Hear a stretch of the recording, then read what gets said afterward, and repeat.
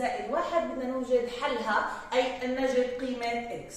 بننظر للسؤال بنلاحظ انه هو عباره عن اسس، احنا دائما عارفين فكره الاسس انه لما ننظر لسؤال فيه اسس اما نوحد الاساسات او نوحد الاسس، لكن هنا بدايه بدي احاول اجعل اكس في طرف واحد وفي الطرف الثاني يكون ثابت اسهل في التعامل عليه، وبعد كده نحاول نوحد الاسس، نوحد الاساسات.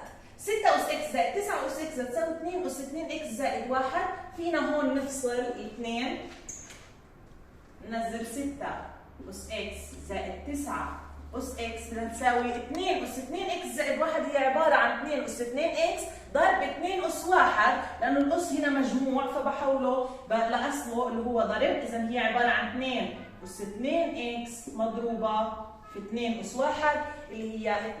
طيب الآن هنا 2 أس 2 إكس، بحاول أخلي الأس إكس زي هنا توحيد أسس، فهون ب 2 أس 2 ضرب إكس هي عبارة عن 2 أس 2 الكل أس إكس، فبحاول أكتبها زي كده 6 أس إكس زائد 9 أس إكس بدها تساوي 2 أس 2 4 الكل أس إكس، أي 4 أس إكس ضرب 2. الآن أنا بدي أجعل إكس في طرف لحالها، فبدي أقسم 4 أس إكس على جميع أطراف المعادلة، 6 أس إكس على 4 أس إكس زائد 9 أس إكس على 4 أس إكس بدها تساوي 2.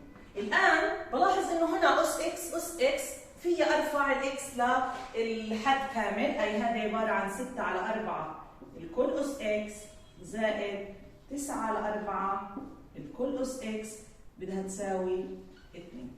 الآن أنا بدي أحاول أوحد الأساسات، بنظر للسؤال بلاحظ إنه 6 على 4 أس إكس زائد 9 على 4 أس إكس، فيها أوصل لأساس متشابه، بلاحظ إنه 6 على 4 في اختصار بينها، 6 على 4 هي عبارة عن 3 على 2، يعني هون في اجعل الاساس 3 على 2. طب هون 9 على 4 لها علاقه واضحه في 3 على 2، انه 3 على 2 الكل تربيع هي نفسها 9 على 4، فهيك بكون انا وحدت الاساسات. اذا 6 على 4 هي عباره عن 3 على 2 بالاختصار الكل اس اكس، زائد 9 على 4 هي عباره عن 3 على 2 الكل تربيع، 3 على 2 الكل تربيع الكل اس اكس بدها تساوي 2.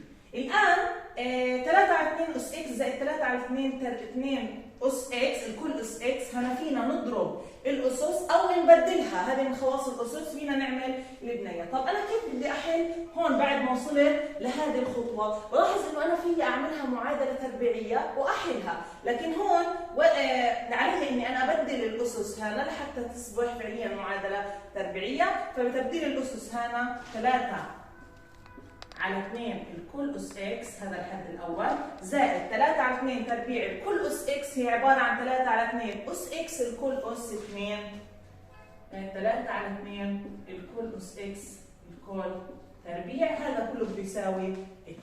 الآن أصبحت عندي معادلة تربيعية عادية. لتسهيل حل المعادلة التربيعية بنفرض 3 على 2 أس إكس بمتغير وليكن يو. لو فرضنا إنه 3 على 2 الكل أس إكس بتساوي وليكن يو أو واي، أي متغير فينا نرمز له.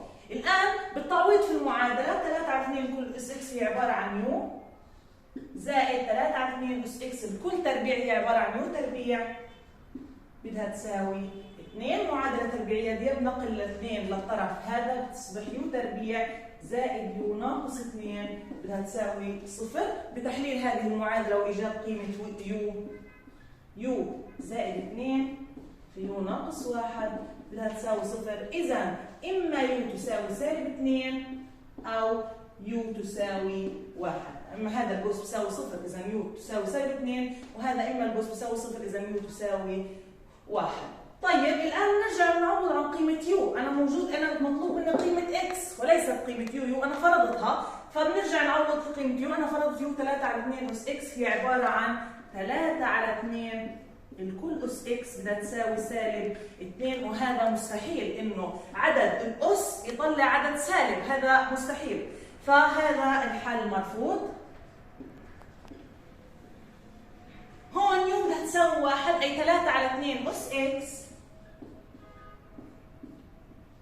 بدها تساوي 1. طبعا الحالة الوحيدة إنه العدد اس اكس بده يساوي 1 انه يكون الاس بده يساوي 0.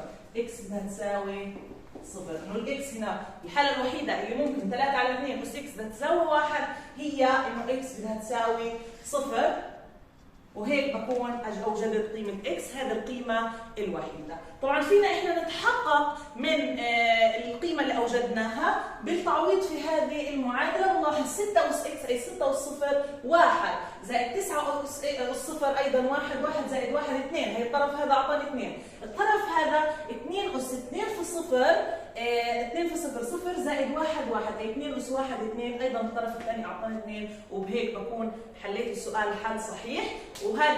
هذا كان سؤالنا اليوم. فكرته طبعا كانت انه انا دائما لما اوجد سؤال اسس توحيد الاساسات او توحيد الاسس تساويهم، ومن ثم اجعل قيمه اكس او المتغير الموجود عندي في طرف واحد اسهل عندي في التعامل.